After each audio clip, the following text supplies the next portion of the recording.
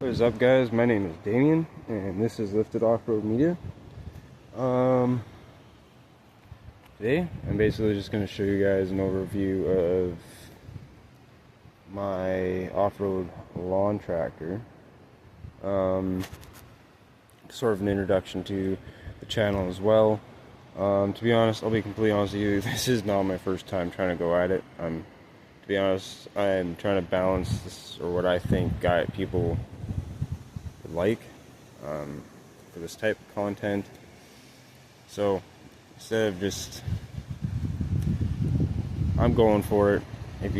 Hopefully people will like it. If not, then it's just something that happened, and you just move past it, I guess. Okay, sorry, bugging me there. But anyways, my name's Damien. I am 24 years old. I live in the very wonderful country of Canada. And it's actually very common out here for guys to, mostly in Alberta and BC and whatever, to build these off-road lawn tractors. And I kept seeing it all over my Instagram and my Facebook, and even when I was younger, I wanted to have my own off-road lawnmower. Like, it's like you're a dude and you want to make it something it's not supposed to be. So I decided to hop onto the bandwagon and join them. But yeah, there's not really much about me. Working class guy, yada yada yada. We don't need to get into that. So let's get into the star of the attraction, my tractor, I guess. Alright, so I have some content kind of already on this thing, and maybe I might do another video later on it, but I don't have a proper introduction video. And to be honest, I sort of did a build video on how it's come to what it is now. It's not done yet, obviously. Like, there's bumper, some other stuff. Some stuff I kind of did differently, and what I'm going to do, how other guys have done it. Maybe we're gonna see how it is.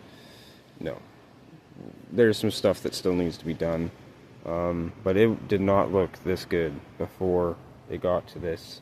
But I do have kind of a build video on that, and might add on and do whatever with it.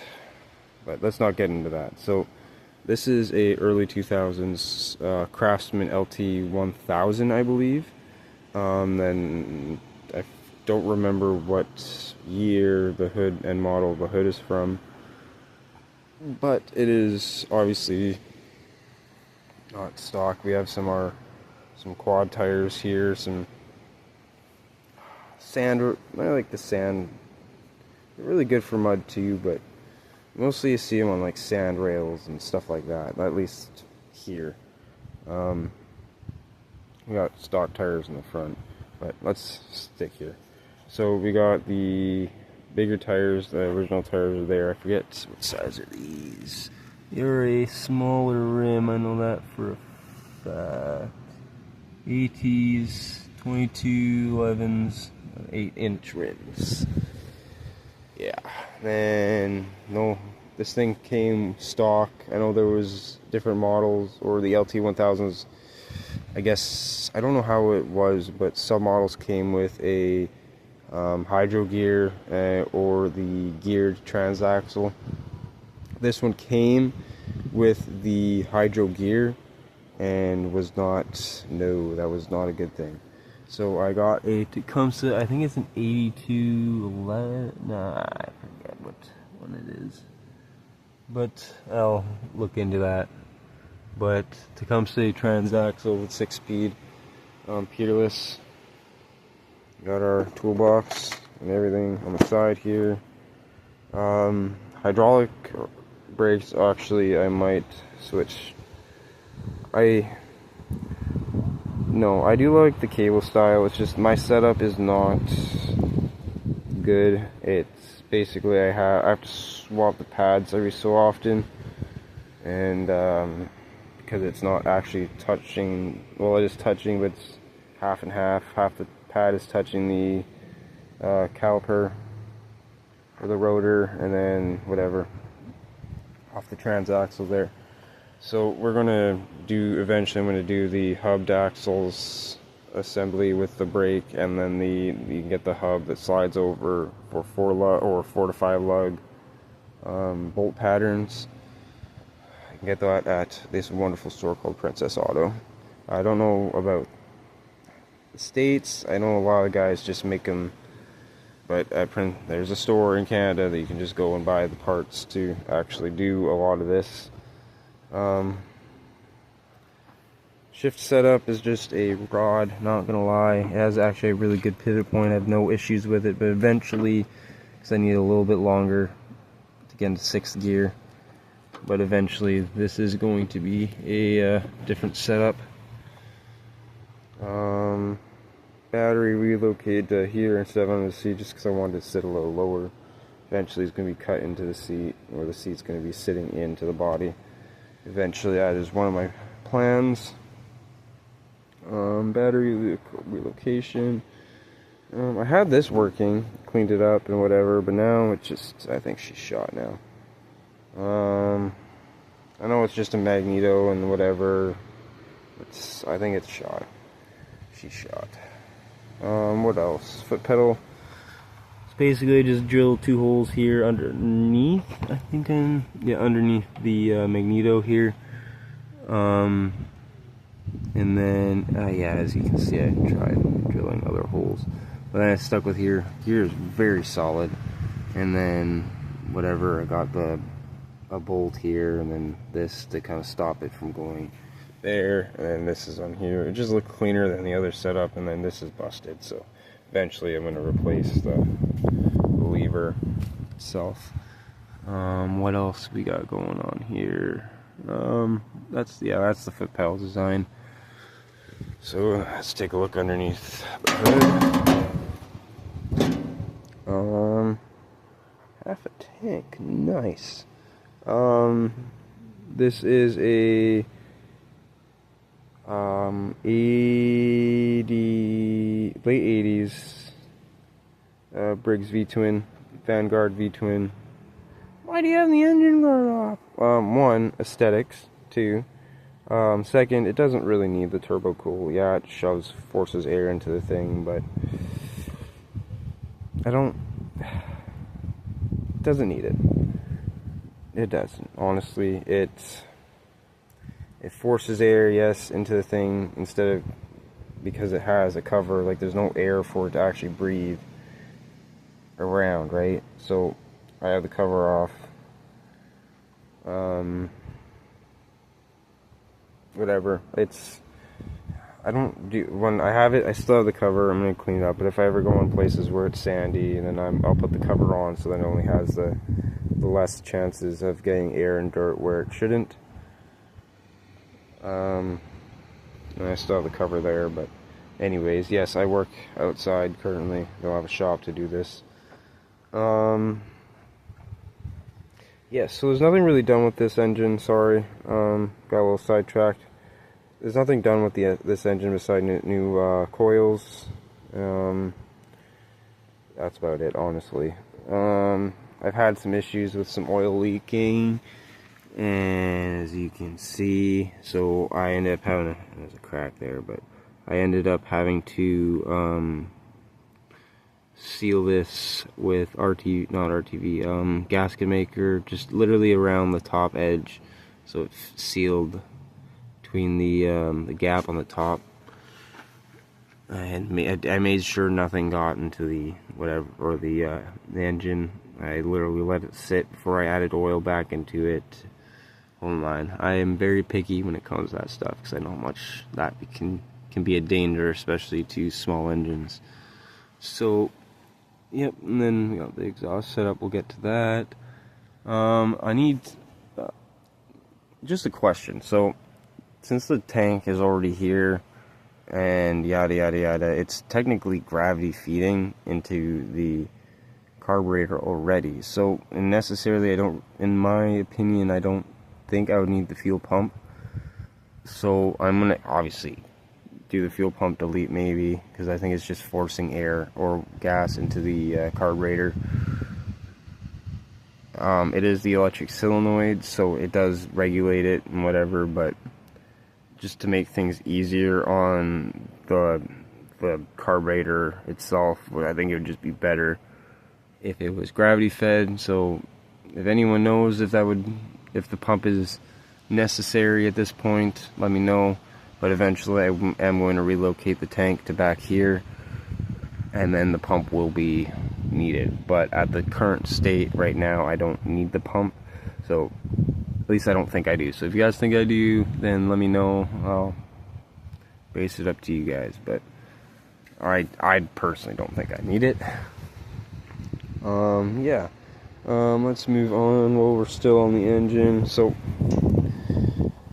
exhaust, whatever, comes out the bottom, or the two manifolds, or the manifold at the bottom, or the valves, yada yada yada, comes out the side, and then goes along, and then actually, I'm gonna shoot it along here, sorry, here, and it just kind of gradually sinks down to there.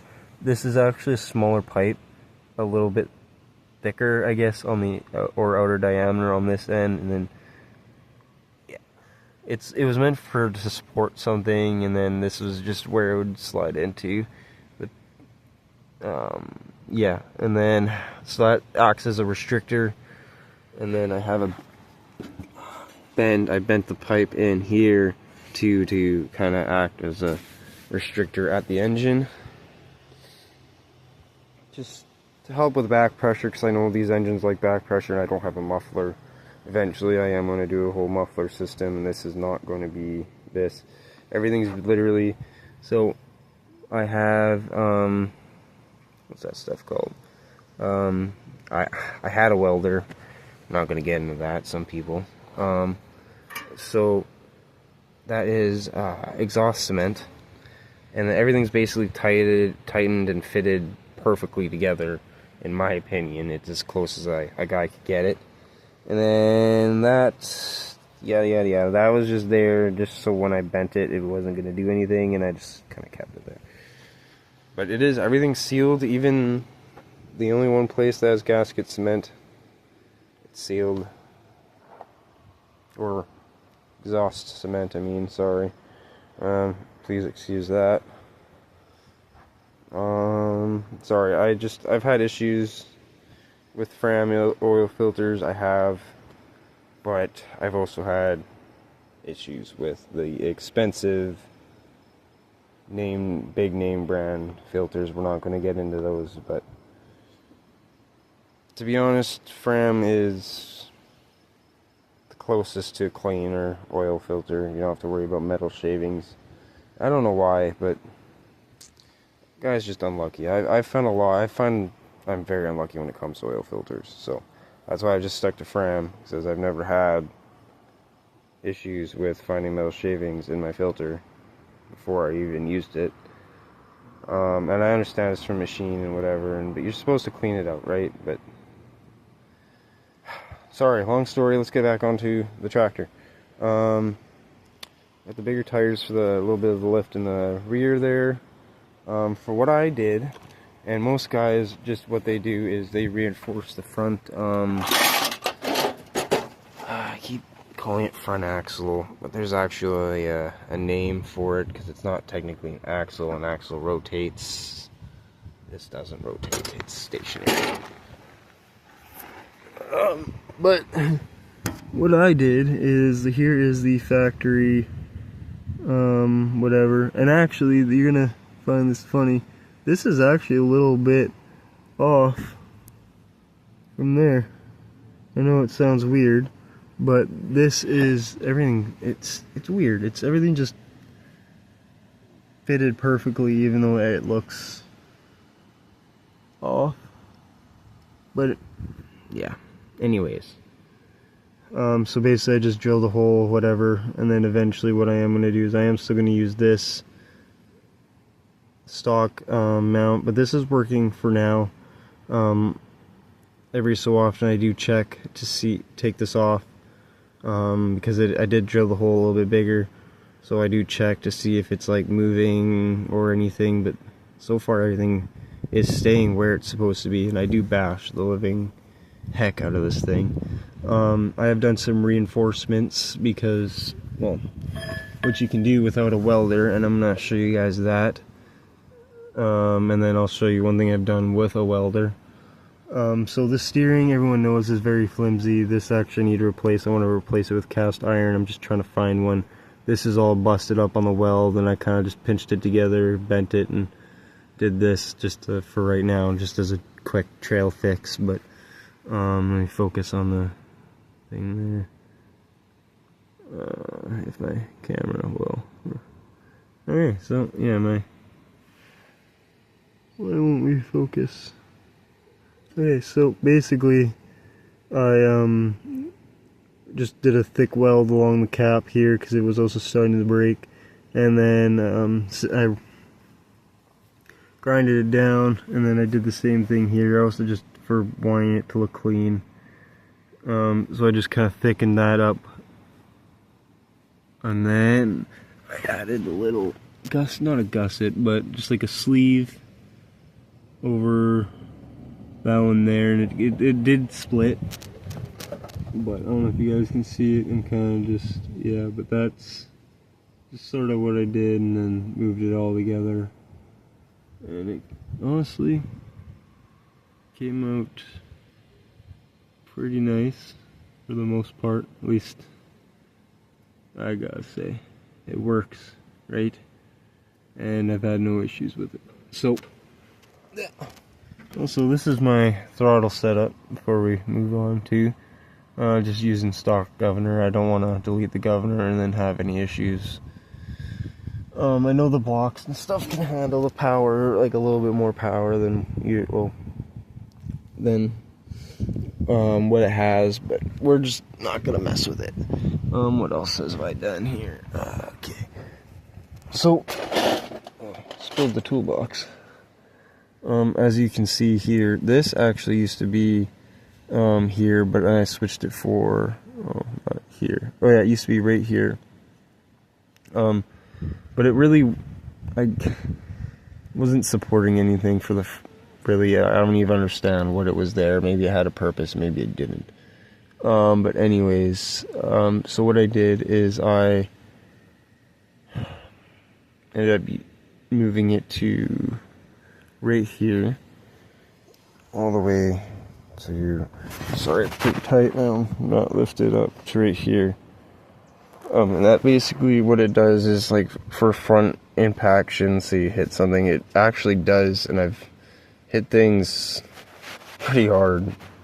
There's a trail in my backyard that's extremely, or the back 40 that's extremely tight, and I've went down that thing a little faster than what we're supposed to.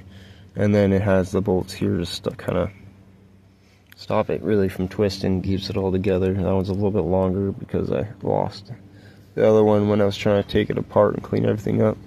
But yeah, this is, I honestly, if you guys still have this piece laying around, and or even still on your tractor here, I highly recommend moving it to here.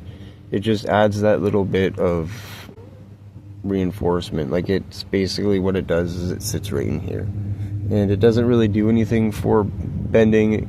And like, if you don't have a welder or whatever, like, you can't make a bumper, it just adds that little bit of extra structural integrity. And honestly, never get rid of these bolts here, because especially if you were still running stock hardware and stuff like that, keep it, because it just helps with the frame not flexing. This too, like, it's a solid piece, just adds that. I mean, it's not tied into anything, but it just kind of helps too, right? Metal bends extremely easy under, depending on force and whatever, but thin metal bends pretty easy. Especially these lawnmowers. Like, these Craftsmen are known for very durable frames. I've literally twisted even the Briggs. Part of me does want to check it, just in case. But I haven't been losing oil since I fixed the oil cap or fill issue. And the other issue I might have is a bottom end bearing that needs to be replaced because the seal is, looks like it possibly could be going. Other than that, I've literally twisted this frame, and no sudden cracks or dismovements or ejections of parts. It's a pretty solid built tractor so far, and I try to keep in mind for reinforcements and try to keep every piece that I think I might need. I've actually thrown out a lot of pieces recently because it started accumulating. But even from other pieces, like from stuff I've picked up or stuff I thought I might need it and then ended up not needing it, like it can get pretty bad. Honestly though, like you come across a piece or a part, like, you know, when you start scratch to the start of the build to pieces you accumulate, you know, you don't know if you're going to end up needing it, right? So you just accumulate it and try to make it, you know, some pieces, you know, you might end up being able to make better, right? Like, for instance, I know I'll probably be able to find a better mounting for when I actually am able to find lights for this thing. But I know that if I can find lights that fit in between here on the stock mounting, then I'm good. So keep that. I got a whole tray I just dumped of just random nuts and bolts and stuff, just a bunch of random stuff, right? You never know if you're gonna need it. So keep it. Just like that little piece there, that was, and I know it was for something for the hood, but now it's being used for structural reinforcement on the front end. I'm not gonna lie, like, it feels a lot more beefier. What else? Actually, I think also one more thing I think I can show you guys. And also questions. It's also another question too. I'm gonna actually have to add more. I know I might have to add more reinforcements, but I just want to know what you guys have done. I know I have a very common transaxle that is used for their lawnmower or their lawn tractor builds. So maybe if you guys have some more ideas on reinforcements, I'm all ears, but just show you guys what I got going on. Alright, so I just have this bar here with one of those little spacer bolts. Like, it has that little space that fits in a nut that bolts right into the transaxle. And then it's got one of those 15 like these going into here, tight as heck. And then I think another one I have on this side as well, and it is pretty straight down to the transaxle. And then I'm thinking about just adding another one to the other side. Obviously this is just like, again, this is from the mower deck. I didn't even need that, or the mower deck in general, but I knew eventually that, oh, this was actually not from the mower deck, from the shifter, the original shifter. I found another reason or something to use it for, and that's a thick piece of metal. Like, this is thicker than the frame itself. Like, that is a mount. In my opinion, that is a pretty solid mount. So keep it. I think it's good. But I want to know if, you know, some people might say, oh, that's good. That's a good. But should I add the other one to the other side? I'm very sure I probably should. But let me know what you guys think as well about that. Also, I need to replace the bearing. But this, yeah, that's the, if you guys can really see it because it's not focusing, but yeah, that's the brake setup. And goes up. I'm done. Oh yeah, and the seat post set up. The springs are just there because spacing. They don't do anything. Like, I'm just saying, like, you switch your, yeah, it doesn't actually add suspension to the seat. You're still hitting, you're hurting. So that is the end for today's video. I know it wasn't as exciting, but next video I'm going to be tearing down into my complete build of the lawnmower, what I've done so far. Next videos, I'm going to get started to get more into the building of it, and you know, kind of how I kind of just following the process a little bit more, so you guys that are just, you know, getting into the off-road lawnmower community can actually see how another guy is doing something, so you can get that idea going, because a lot of guys, that's how it is. You know, you see another guy do something, you get the idea, and then you either make it better for yourself, you make it work for you, so, you know, stuff like that. So me personally, I know I love to watch this sort of content, and I love to learn from this content. So I'm kind of hoping to do the same thing, but mostly focus on the learning, and, you know, not trying to veer away from that sort of stuff. You know, guys want to be able to, we all come on to YouTube, a lot of us, just to, you know, learn something, right? So I don't want to try and lose that in my content. So yeah, but anyways, next video is going to be a heck of a lot better. Hopefully you guys will enjoy it. Hopefully you guys hopefully enjoyed this video, but we're going to end it off here. Catch you guys in the next video. Like I said, we're going to be tearing into what I've done, some things I've learned, and that sort of stuff. So catch you guys in the next video. Hopefully you guys enjoyed this one. See you guys later.